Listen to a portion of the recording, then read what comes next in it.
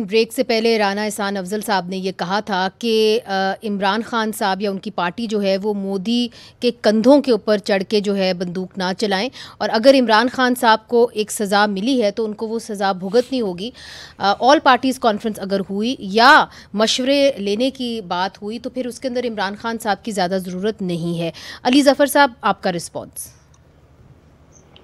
मुझे बड़ा अफसोस हुआ इस बात पे। इस वक्त इस तरह की सियासी बात करना या इस तरह की एक तंजिया बात करना मेरा ख्याल है बिल्कुल स्पिरिट के ख़िलाफ़ है, जो एक हम डेवलप करने की कोशिश कर रहे हैं, एक माहौल जो हम पैदा करने की कोशिश कर रहे हैं कि सियासत से बढ़ के हम बातें करें।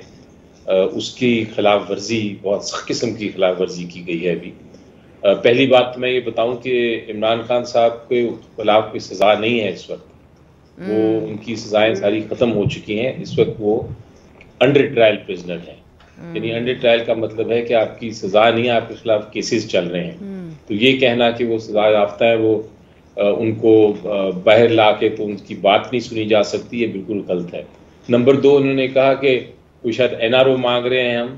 कौन NRO की बात कर रहा है? हम तो सिर्फ ये कह रहे हैं कि आप APC के लिए उनको आवाज़ उठाने दें, उनकी आवाज़ सुने, उनको शामिल करें। हम कौन सा कह रहे हैं कि केसेस ख़त्म कर दें? ये इतना बड़ा जंप लेना और कहना कि जनाब हम कोई मोदी के कंधे पे बंदूक चला रहे हैं, बहुत गलत किस्म की जुबान है और मैं इसको मुस्तरद करता हूँ। I am sorry, not acceptable. दूसरी चीज़ ये है कि हम APC की बात कर रहे हैं और हम एक बड़े अच्छे माहौल की बात कर रहे हैं और हम पाकिस्तान की बात कर रहे हैं। मुझे इस हुकूमत से कोई प्यार और मोहब्बत नहीं, हम तो इनके मुखालिफ हैं।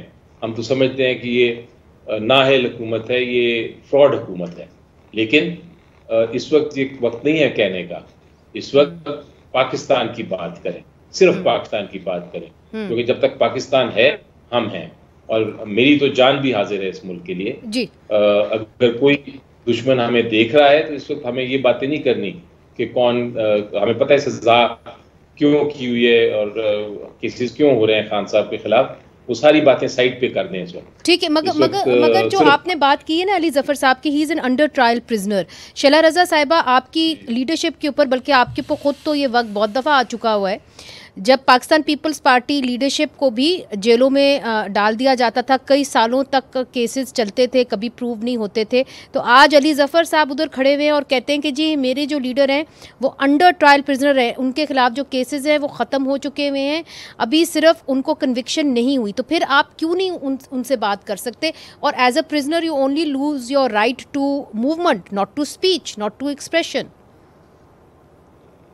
मैं सिर्फ ये पूछना चाहती हूँ कि जो ज़फ़र साहब ने, जो बैरिस्टर गौहर ने, जो सलमान अकरम राजा ने बात की है, क्या इनके लीडर उसके मुखालिफ जाएंगे?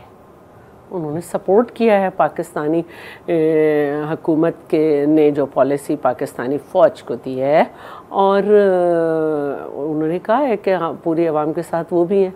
तो क्या इमरान खान इसके अगेंस्ट जाएंगे? ये इनसे पूछ लेते हैं। इसके लिए पूछने की जरूरत है। पाकिस्तान का मामला होगा तो मैं तो अपने वालिदैन से नहीं पूछूंगी, मैं जाऊंगी वहीं से सपोर्ट करूंगी। नहीं, मगर ये पूछ लेने दें अली ज़फ़र साहब, ये जो इनका मैं तो बहुत छोटी थी, और मैं तो बहुत छोटी थी जब मैंने पीपल्स स्टूडेंट फेडरेशन ज्वाइन की थी, पूछ के तो नहीं की थी। नहीं, मगर अली ज़फ़र साहब ये जो बात कह रही हैं कि इमरान खान से वो पूछ के फिर क्या वो अपना माइंड मेकअप करेंगे, तो एक ही बात है अगर बैरिस्टर गौहर आ जाए या कि इमरान खान साहब आ जाए। नहीं, बिल्कुल आपकी बात दुरुस्त है। मैं ये पहले बात समझे नहीं या समझना नहीं चाहा। मैं ये नहीं कह रहा कि वो हमारी बात को कोई तरदीद करेंगे या पाकिस्तान के वो ये मौक़िफ़ जो हमने लिया है इसको कहेंगे ये गलत है। वो उन्हीं का मौक़िफ़ है ये जो हम पेश कर रहे हैं। मैं सिर्फ ये कह रहा हूँ कि उनकी आवाज़ जो है हमसे बहुत ऊँची है। उनकी आवाज़ जब आएगी, जब कौम उसको डायरेक्टली सुनेगी और पूरी दुनिया में जब गूंजेगी आवाज़, और पूरी दुनिया में जब उनका इफेक्ट होगा, वो इफेक्ट आप सोच भी नहीं सकते।